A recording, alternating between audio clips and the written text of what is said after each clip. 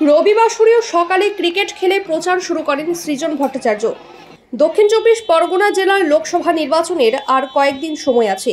এর মধ্যেই প্রত্যেক রাজনৈতিক দলের প্রার্থীরা জোর কদমে প্রচার চালাচ্ছে।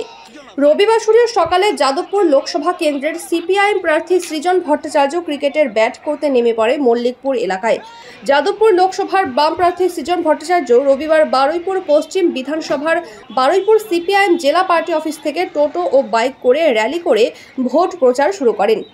সেখান থেকে তিনি হরিহরপুর গ্রাম পঞ্চায়েত এবং মল্লিকপুর গ্রাম পঞ্চায়েতের বিভিন্ন এলাকায় তার প্রচার পর্ব করেন।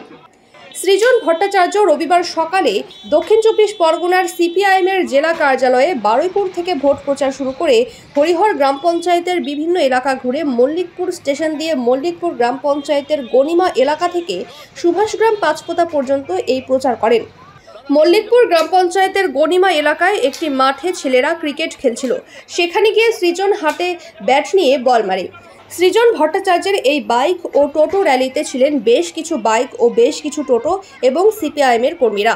তিনি যেটা জানান, মল্লিকপুর যাদবপুর বিধানসভার সব মানুষ সিপিআইএমকে ভোট দেবে, কিন্তু কংগ্রেস নেতা বা কর্মী সৃজনের সঙ্গে দেখা যাচ্ছে না। এই প্রশ্নের উত্তরে তিনি কিছুটা বিরক্ত হয়ে বলেন, কংগ্রেসের পতাকা আছে, নেতা আছে, সব আছে, সময় পেলে আপনারা সব দেখতে পাবেন। জেতার ব্যাপারে তিনি কিন্তু একদম 100% নিশ্চিত, যেভাবে মানুষের সাড়া পাচ্ছেন প্রথম দিক থেকেই আজও পর্যন্ত।